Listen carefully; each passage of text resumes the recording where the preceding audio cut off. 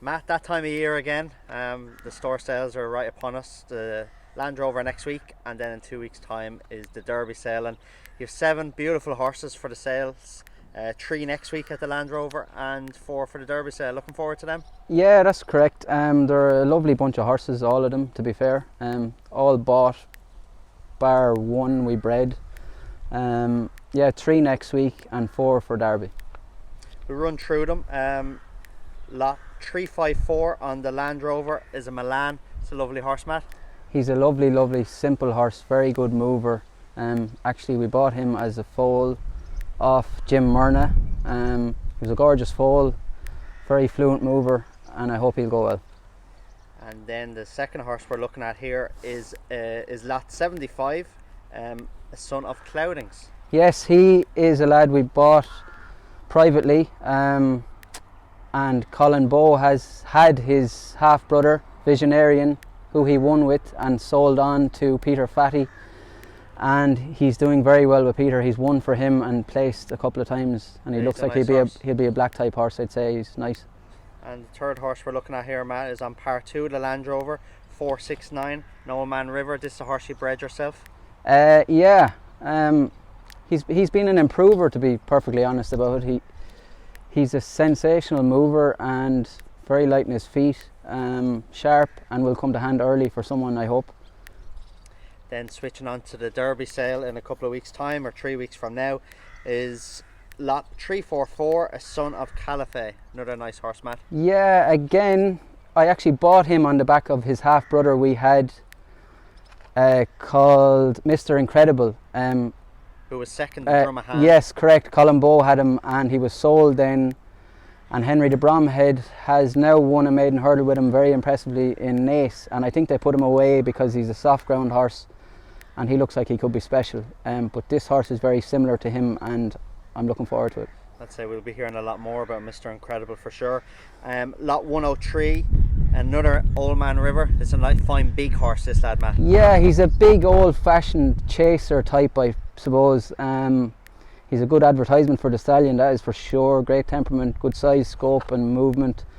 Lacks a bit of a pedigree, but this is a proper specimen, so looking forward to him. I'm far from an expert, Matt, but my favourite horse of your 7 is this Son of Westerner, lot 252. Yeah, a big noble horse. He's got substance to burn and great movement and light on his feet for a big horse. Again, he's got a happening family and it can only get better. Just really sweet on this fella and looking forward to it. And the last lot we're looking at is lot 60 on the Derby sale. Fine big strapping Milan horse, very easy mover. Beautiful, classy horse out of a winning presenting mare. We actually had his full brother on the Derby sale a couple of years ago. Mr. Hemmings bought him, and Damien Murphy was third with him in a point there before it finished up.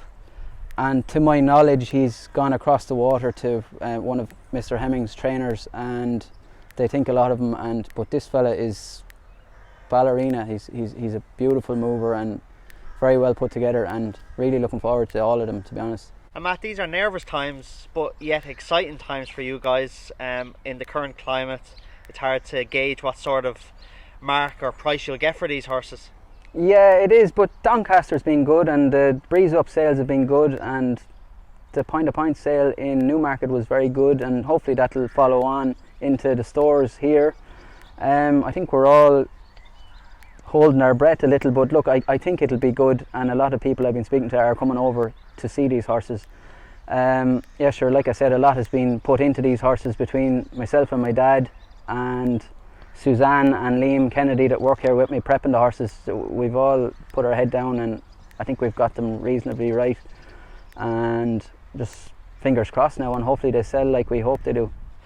Give people a small indication of what goes on. Obviously the last 6 to 8 weeks and prepping these horses has been very busy, but the next 5 days is vital. The horses go tomorrow, which is Saturday, up to Goffs. They'll get vetted, and what else happens then, Matt? Yeah, they get collected here by the lorry in the morning, and they'll get up there around lunchtime and either get vetted tomorrow afternoon or Sunday morning, depending on circumstance. Look, it's it is nervous. I suppose any vendor that tells you that it isn't is probably lying, or they shouldn't be at it. Look, it's no matter how right you think you have a horse, they're great at making fools out of you. So look, it's fingers crossed and hoping all goes well. And then there's a viewing day on Monday, and then I've got one on each day. So one Tuesday, one Wednesday, one Thursday, and look, they're 3 nice horses that should do well. And the same with the Derby sale, there's 4 nice horses. And then come July, then we have 3 horses that are in prep at the moment. They're actually being done out of the field. They're actually 2 lovely fillies and a nice gelding. So look, we won't be finished after the June sales, but look, it's worrying times, but exciting times, as you said.